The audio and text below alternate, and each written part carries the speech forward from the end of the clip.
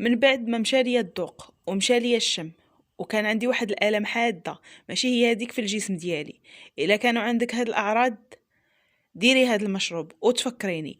الا كان عندك الم في الحلق، الم في الراس، الم في الجسم كامل، الدوخه، الكحه، ضيق في التنفس، حتى بالنسبه للناس اللي عندهم المناعه ديالهم ضعيفه بزاف، ما عليك اختي غير بهاد الوصفه.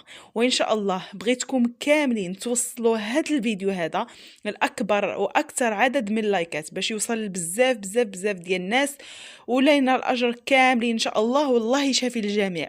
وكنقول لكم دابا خليوكم مع الفيديو كامل من الاول حتى الاخير هكا باش تشوفوا طريقه الاستعمال وطريقه التحضير. بسم الله على بركه الله. غادي نبداو الوصفه ديال اليوم. كيف ما غادي تلاحظوا معايا، اول مكون اللي غادي نحتاج معكم اللي هو النعناع.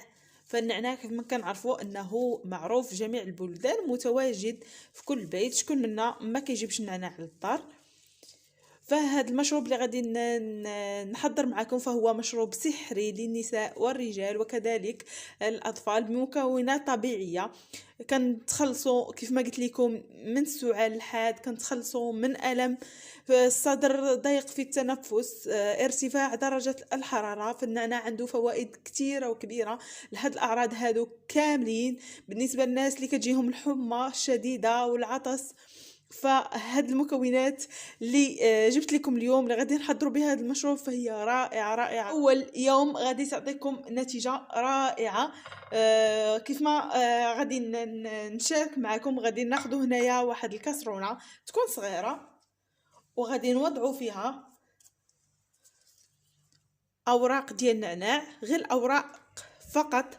ما غاديش نوضعوا هاد العويدات هادو، غادي نوضعوا فقط الاوراق ديال النعناع، هما اللي غادي نوضعوا في هاد الوصفه هادي.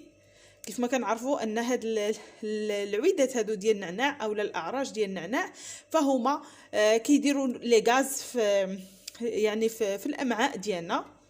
داكشي علاش غادي نتفاداوهم، وغادي نوضعوا فقط الاوراق. كيف ما غادي تلاحظوا غادي نديروا هنايا واحد الكميه اللي غادي تقدنا بطبيعه الحال. وهاد النعناع هذا ضروري ما يكون مغسول جيدا باش هكا ما يكونوش فيه حشرات او لا دوك الغبره او لا شي حاجه. نتوما كيف ما كتلاحظوا غادي نوضع واحد الكأس من الماء، كأس من الماء غادي نوضعه فوق هاد النعناع هذا، وغادي نوضعه فوق نار تكون متوسطه ماشي مهيله وفي نفس الوقت ماشي مجهده، غير واحد 5 دقائق ما بين ما يغلى لينا هذا الخليط وغادي نطفيو عليه. هنايا غادي ناخذوا كيف ما كتلاحظوا غادي ناخذوا هنايا الليمون اولا الحامض. فالليمون اولا الحامض كنحضروا معكم بزاف هاد الوصفات حيت نتيجته رائعه وكيصفي لنا الدم ديالنا، كيصفي لنا الدم ديالنا من السموم. وكيف ما كنعرفوا ان الليمون فهو غني عن التعريف ونتيجته خطيره خطيره، نتيجته هائله للجسم ديالنا، غير الناس ما كيعرفوش الفوائد ديالو. ففيه واحد الماده اللي كيف ما قلت لكم كتحيد لينا السموم من الجسم. غير في الصباح الا فقنا ودرنا واحد الكاس ديال الماء دافي اولا ساخن واحد شويه وكنديروا واحد نصف ليمونه هكا معصره في الماء وكنشربوها، فعنده فائده كبيره كبيره كبيره كبيره للجسم ديالنا. حتى الوجه ديالكم ما كيبقاش فيه يعني هكا نمش ولا كلف، وداكشي كيصفي لينا الوجه ديالنا وكيصفي لينا الدد ديالنا من الداخل. فالليمون عنده كيف ما قلت لكم فوائد زوينه زوينه زوينه للجسم ديالنا. كيف ما كنعرفوا دابا كيف ما قلت لكم عندنا هنايا الليمون الاخضر والليمون الاصفر. فاذا توفر عندكم هذا الليمون الاخضر كيف ما قلت كنقول لكم انه عنده واحد الجهد في الجسم ديالنا، كيساعدنا اكثر في هذه الوصفه، كيعطينا نتيجه اكثر. الا كان متوفر فديروه، الا ما كانش متوفر بطبيعه الحال غادي نستعملوا هذا الليمون الاصفر حتى هو نتيجته رائعه. صافي هنا كيف ما قلت لكم غادي ناخذوا هذا الليمون هذا اولا الحامض، غادي ناخذوا منه واحد النصف ليمونه.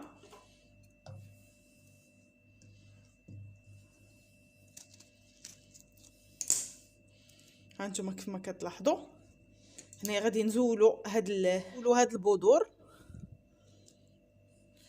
وغادي ناخذوا القلب ديال هاد الليمون هذا. فهنا الا طاحوا شي عظيمات فغادي نزولوهم من بعد. المهم حنايا عندنا الغرض اننا نحيدوا هاد القلب ديال هاد الليمونه او الحامضه.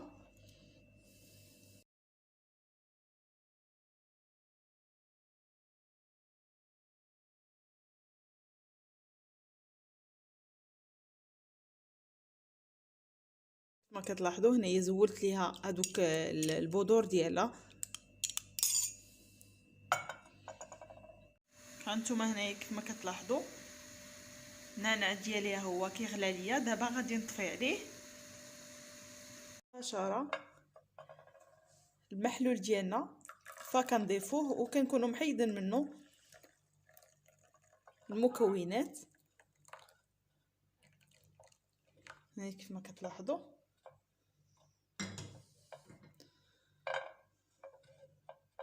راه مازال ساخن، ومباشره ملي كنضيفوه فوق هاد الحامض هذا، مباشره ملي كنضيفوه ضروري ما نضيفوا هاد المكونات اللي غادي نوريكم دابا. المكون اللي غادي نضيف اللي هو القرنفل اولا المسمار، فهو غني عن التعريف ومعروف بالنتيجه ديالو اللي غادي نحصلوا عليها بالنسبه للناس كيف ما قلت لكم اللي كيعانيو من الاعراض اللي ذكرت لكم، اعراض اللي كتجينا بكثره في هاد الوقيته هادي. فبزاف الناس كيعانيو من هاد المشاكل ديال السعال وديال الالم الصدر وضيق في التنفس وارتفاع درجه الحراره والالم اللي كتكون في الجسم ديالنا كامل.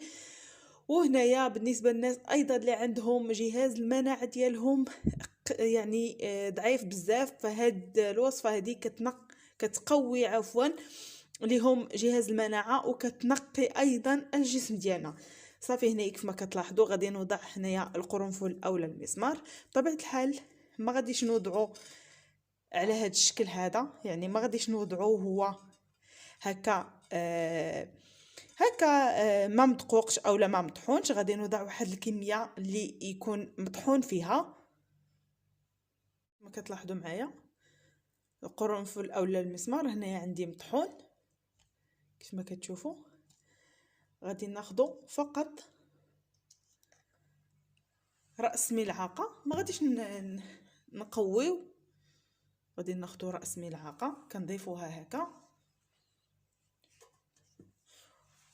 كنحركوا. هنايا كما قلت لكم المحلول ديالنا فهو سخون، ضروري هاد المكونات ما نضيفوهم والمحلول ديالنا سخون.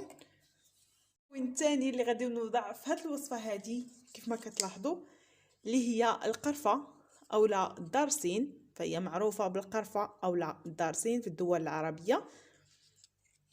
هنا غادي نحتاجوا واحد الكميه من القرفه. هنايا بالنسبه للناس اللي عندهم هاد القرفه اعواد فيضيفوا منها تقريبا قد هكا. وكيف ما كنقول لكم المحلول يكون ساخن. وبالنسبه للناس اللي ما متوفرش عندهم هاد القرفه فغادي نوضعوا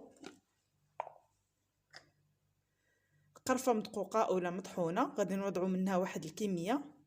هي كنفضل هاد القرفه مطحونه حيت كتعطينا نتيجه احسن. وبالنسبه للقرفه فحتى هي كنوضعوا منها غير واحد الكميه اللي هي بسيطه اولا قليله فحال القرنفل، ما كنوضعوش كميه اللي هي كثيره. وكنخلطوا بطبيعه الحال هاد المكونات. كيف ما قلت لكم المحلول ديالنا خصو يكون ساخن باش نديروه. صافي كنخلطوا مزيان مباشره. هنايا انا غير حيت كنسجل الوصفه باش بقيت فيها هاد المده، يعني كنوريكم المكون وكنشرح لكم. اما نتوما تكونوا حاطين المكونات، يعني ملي كيسخن لكم داك المحلول فكتكبوه مباشره وكتوضعوا المكونات وكتمشيو للمكان ديالكم اولا البليصه ديالكم اللي كتنعسوا فيها اولا الفراش ديالكم ديال النوم. كتمشيو مباشره وكتاخذوا هذا المحلول هذا. بالنسبه لهذا المحلول كيفيه الاستعمال ديالو فهي جد سهله وبسيطه كيف ما كنقول لكم دائما، حيث المكونات اللي وضعنا في هذا الخليط مكونات طبيعيه، مكونات اللي كتخلصنا من المشاكل اللي كاينين في هذه الفتره هذه.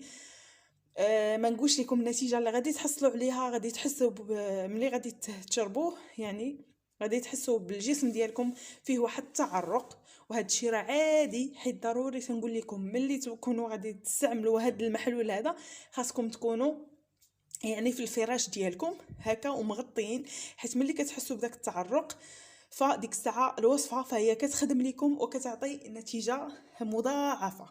هنا بالنسبه للوصفه ديالي كيف ما قلت لكم غادي تمشيو للفراش ديالكم وغادي تغطاو بطبيعه الحال، وغادي تشربوا هذا الكاس هذا اللي حضرت معاكم، وغادي تبقاو مغطيين. فما تنوضوش، حاولوا انكم تكونوا ساليتوا الشغل ديالكم كامل وفي الليل بطبيعه الحال. هذه الوصفه كنشربوها كنستعملوها في الليل، ما كنستعملوهاش بالنهار حيت ما كتعطيش نتيجه وما كتخدمش معنا. يعني كنستعملوها بالليل كنشربوها وكنتغطاو وندفاو مزيان وكنبقاو نتفرجوا اولا كنديروا شي حاجه. المهم ديك الساعه نتوما حتى يديكم نعاس على خاطركم. صافي هذه هي الوصفه، هي جد سهله وبسيطه وكتعطينا نتائج رائعه كيف ما قلت لكم. فكتبدا المفعول ديالها من اليوم الاول حتى ل3 ايام كحد اقصى، وان شاء الله تنجح معكم وتستافدوا من هذا الفيديو. وكنتمنى انكم تبارطاجيوه باش كلشي يستافد. ديروا لي لايك باش هكا تعمل فائده على الجميع.